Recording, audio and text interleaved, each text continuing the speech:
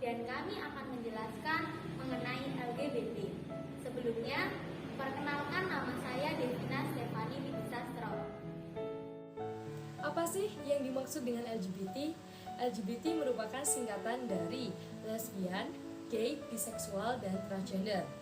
Berdasarkan KBBI, lesbian adalah kondisi di mana wanita yang saling mencintai sesama jenis. Gay adalah kondisi di mana laki-laki yang mencintai sesama jenis. Biseksual adalah kondisi di mana seseorang yang mencintai atau menyukai antara laki-laki atau perempuan. Sedangkan transgender adalah kondisi di mana seorang yang bertindak tidak sesuai dengan jenis kelaminnya.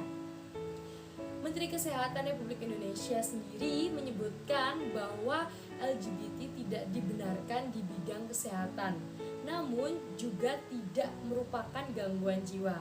Nah, dari sini kita sudah tahu bahwa LGBT merupakan salah satu penyimpangan sosial yang sedang beredar di masyarakat masa kini. Baik, selanjutnya adalah sejarah LGBT. Alkitab mencatat bahwa kota Sodom dan Gomora dimusnahkan oleh Tuhan karena adanya hubungan sejenis. Kemudian, dalam perjanjian baru juga, Rasul Paulus menyebutkan bahwa LGBT itu adalah sebuah kekejian bagi Tuhan. Dan LGBT ini sudah ada dalam kota Korintus pada saat itu kemungkinan era 1960-an. Komunitas gay, lesbian, homoseksual itu sudah ada. Dan istilah LGBT ini sendiri itu digunakan pada tahun 1990. Untuk menggantikan frasa komunitas gay atau komunitas yang memiliki orientasi seks terhadap sesama jenis, khususnya laki-laki, istilah LGBT ini sendiri itu sudah mewakili kelompok-kelompok yang telah disebutkan sebelumnya. Kemudian di Indonesia sendiri itu komunitas atau organisasi lesbian itu sudah ada sejak tahun 1982 dan pada tahun 1986 bermuncul organisasi gay dan salah satunya adalah Lambda.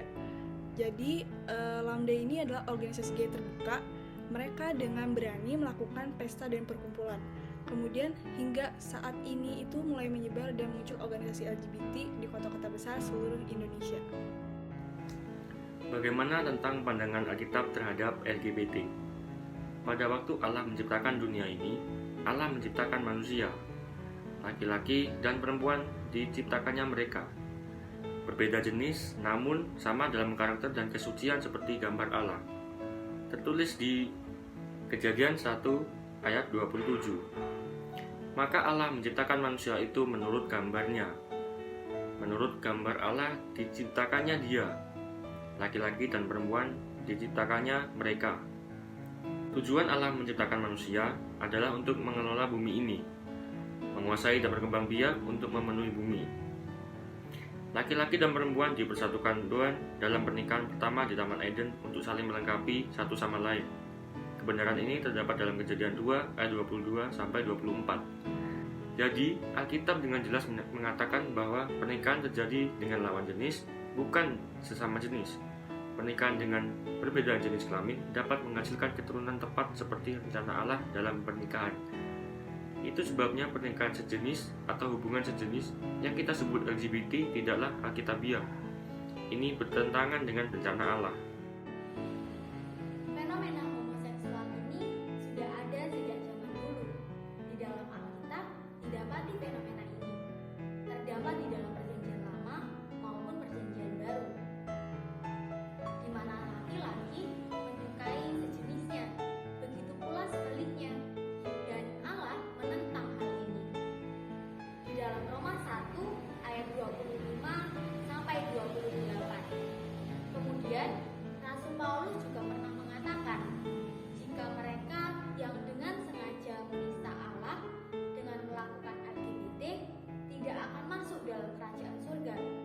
Terdapat di dalam 1 Korintus 6 ayat 9 sampai 10. Sangat jelas bahwa dalam Perjanjian Lama maupun Perjanjian Baru, Alkitab tetap mengecam dan tidak menghendaki adanya LGBT. Terlepas dari pandangan medis dan budaya masyarakat yang menerima keberadaan LGBT, Alkitab dengan tegas menolak hal yang demikian. LGBT adalah hal yang menyimpang dari firman Tuhan, hal di luar rencana Allah.